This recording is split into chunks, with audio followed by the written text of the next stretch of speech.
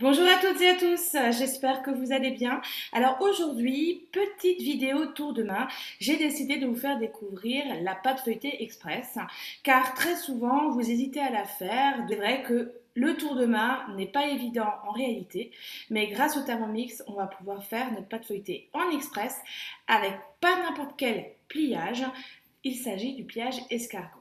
Donc du coup, j'ai pris la recette sur Cookie Dough de la pâte feuilletée express que l'on va réaliser. Alors pour cela, il vous faudra 200 g de beurre préalablement congelé en morceaux, 200 g de farine, de l'eau fraîche et une pincée de sel.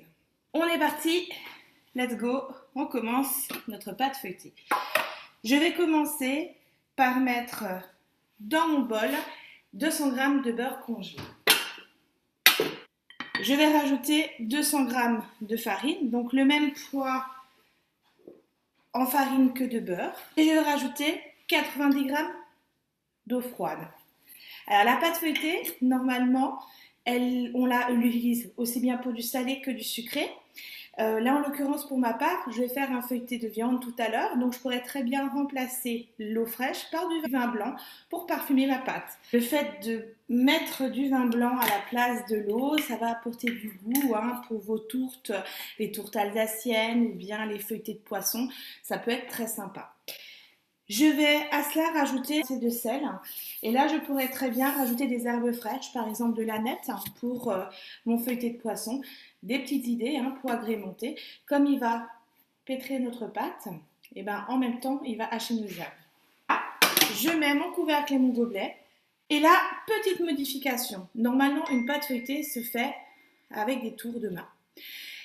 Toutes les demi-heures, si on ne la fait pas en express. Ça c'est réellement comme la pâte feuilletée propose un pliage beaucoup plus rapide qui est le pliage escargot et donc je n'ai pas besoin, comme j'intègre tout de suite le beurre dans mon bol, je n'ai pas besoin de faire des pliages en portefeuille, donc j'ai envie de garder ces bouts de beurre. Du coup, je ne vais pas mixer 20 secondes, mais 8 à 10 secondes. Donc je modifie juste le temps de mixage et on est parti pour mixer à vitesse 6. Voilà, donc ma pâte crumble à réaliser, ma pâte feuilletée. Vous voyez l'aspect du crumble, c'est vraiment ce qu'on veut. Et je vais retourner mon bol et faire des mouvements de gauche à droite de mes couteaux pour permettre à ma pâte de tomber. Là, je vais racler le reste de pâte. Pâte feuilletée, je vais la rassembler. J'ai bien mis de la farine, il faut fleurer votre plan de travail parce qu'on a quand même autant de beurre que de farine. Donc ça, vous voyez, je forme un boudin. Et si j'ai besoin d'un peu de farine, j'en ai un petit peu de côté et j'en rajoute. Alors, en l'occurrence ici, ma pâte feuilletée, elle va me servir à faire un feuilleté de viande. Donc je vais faire 2 escargots.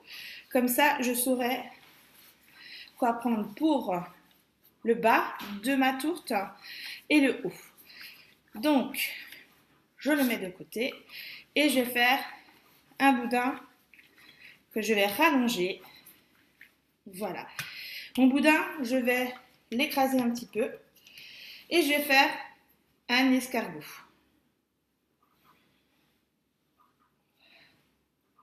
Mon premier pliage est fait. Je l'abaisse. Pareil, je farine un tout petit peu. Donc je l'ai abaissé sur la hauteur et je vais ici faire un autre tour escargot en l'abaissant un tout petit peu et là mon deuxième tour. Voilà, je le mets de côté et on refait la même chose avec l'autre boudin. Voilà, j'ai mes 2 rouleaux de pâte feuilletée escargot qui sont prêts. Un pour le bas de ma tourte et un autre pour le dessus. Donc ça, c'est fait. Je vais les réserver au frais. Et du coup, après 1 heure, je ferai ma petite tourte.